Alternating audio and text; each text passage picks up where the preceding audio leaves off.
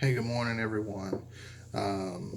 As we get started with another 3 minutes with God this morning, wrapping up this week, um, and because of what verse 9 contains, we'll be doing verses 9 and 10.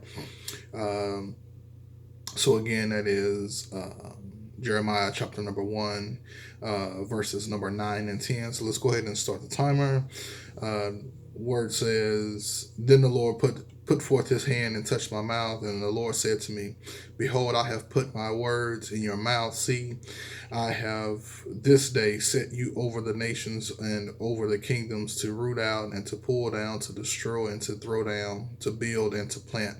That um, Jeremiah is first off being uh, touched by God.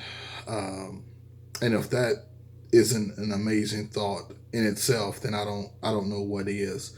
But he says, Then the Lord put forth his hand and touched my mouth and said to me, Behold, I have put my words in your mouth.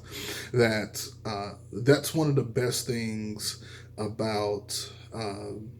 about preaching and teaching the word of God is it's not my words. That I don't have to spend all night and all day trying to be clever and trying to come up with something crafty and to say, and something that's eloquent to say, and just something that will catch people's eyes and hearts and minds and everything. But the only thing I have to do is just preach what's already there, because there's nothing that I could add to what God has already written down.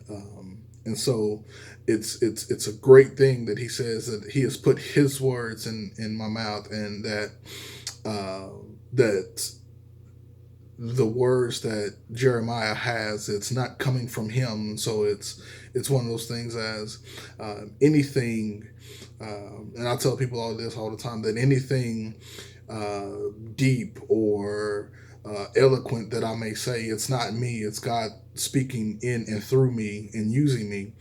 And so moving on, he says, See, I have set this day I have set you over the nations and over the kingdoms.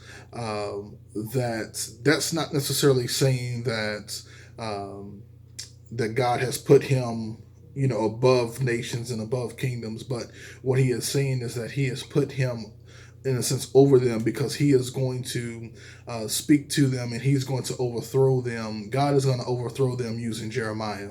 He says to root out, to pull down, to destroy, to throw down, to build, and to plant. That we see that we have a God who who can, and if you know anything about gardening and anything, that in order to get rid of the weed, that it's not enough just to cut it, but you have to pull it at the root. And there's some things that we uh, not only to get out of us, that it's not good enough just to stop looking at something or stop doing this, but we have to get it out and out the root, and to pull down, to destroy, to throw down. And then not only is God saying he's going to do all of that, but then he says that he is able to build and to plant. So that he will get rid of the old, the bad, the things that are not being productive, and he will build and he will plant. So if I would leave you with one thing today, I would just leave you with this: just allow God to root out, to pull down, to destroy, and to throw down every negative and bad thing in your life, thoughts, emotion, feeling, whatever it may be, and then allow God to build and to plant in you and through you. So God bless you and have a great day.